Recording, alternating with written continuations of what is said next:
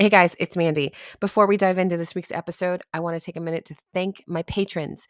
You are the ones making this possible. You are the ones keeping restorative grief both on the airwaves and in the lives of people who need grief support and a better understanding of how to support themselves through their losses. So if you're interested in joining us, you can visit my website, mandykpart.com, for all the links to check out the premium episodes and premium content that are available to you by becoming a patron. Welcome back to Restorative Grief with Mandy K. Part. You are listening to episode 62, titled A Reflection for Your Holiday Walk.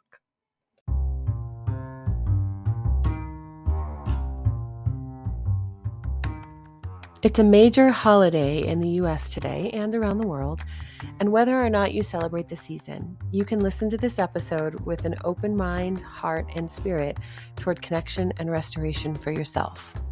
This month and the coming new year are often so full of expectation and pressure that we fail to carve the space we need to experience our own wholeness.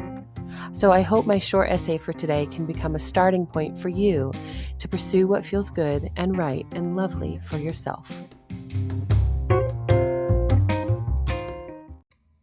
As I mentioned before, it is my fervent hope that you are making space for yourself. Take a moment to pause with me wherever you're listening.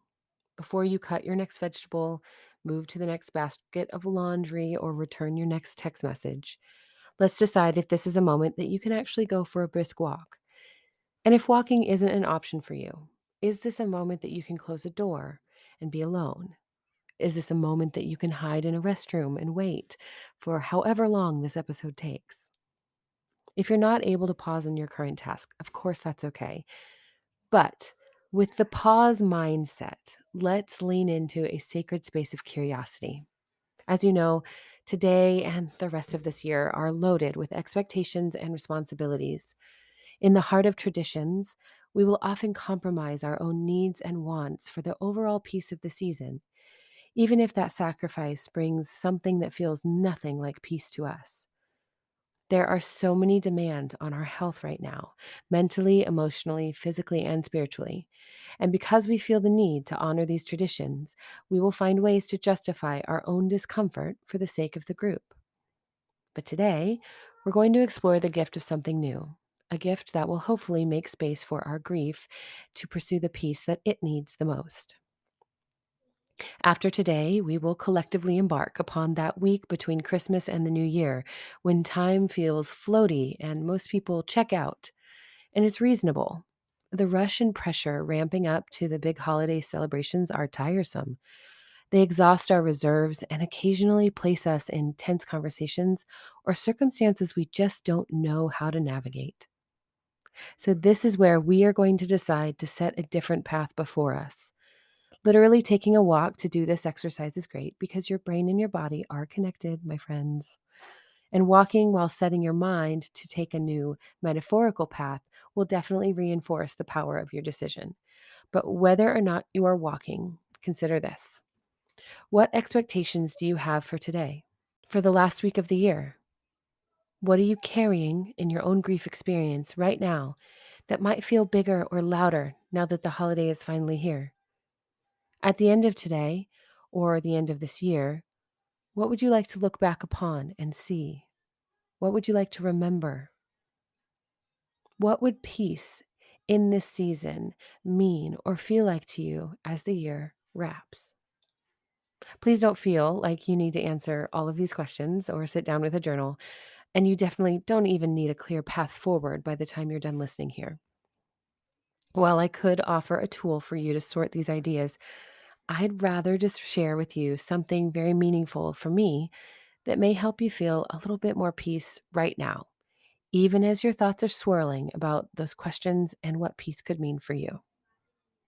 So, this passage I'm about to share is from a book of blessings called To Bless the Space Between Us by the late Irish teacher and poet John O'Donohue. Whether or not you find yourself to be a spiritual or religious person, this poem is meant to invite you deeper into the reckoning of the tension of the in between. I think that's why everyone's so uncomfortable with this next week coming up, because it is an in between. It's a liminal space.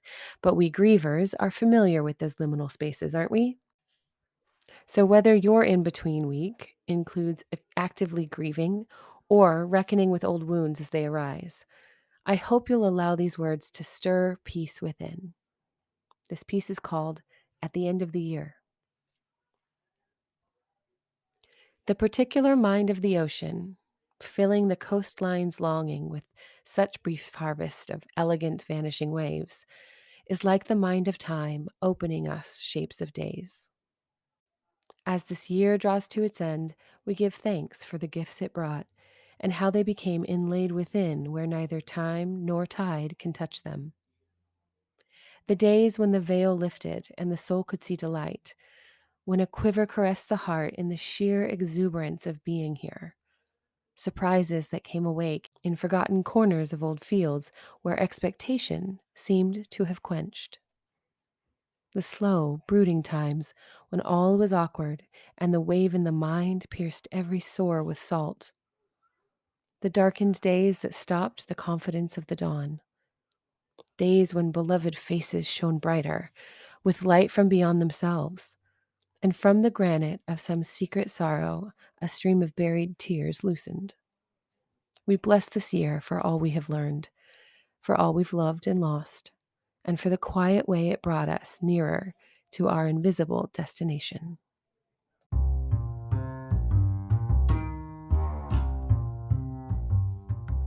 Thank you for listening to episode 62 of Restorative Grief. I wish I could say more about what the future holds for each of us, but that's the conflict of hope. We are hoping in what we cannot see or confirm. In grief work, we wrestle with the nuance of what was, what is, and what is to come.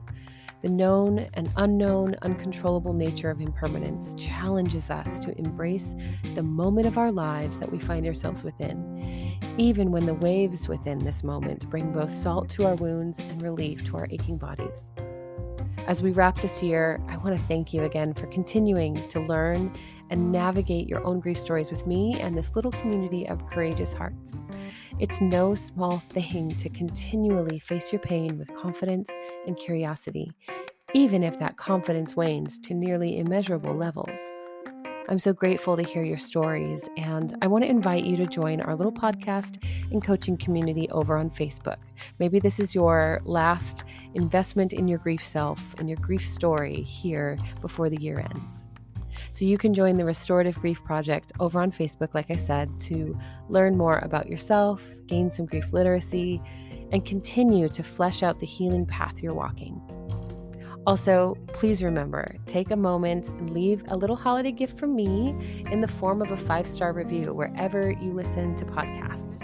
It would make my whole year. I love seeing them. I get so excited every time a new one pops up. And as always, one last thing before we go. Please remember, the only solution for grief is to do the work of grieving.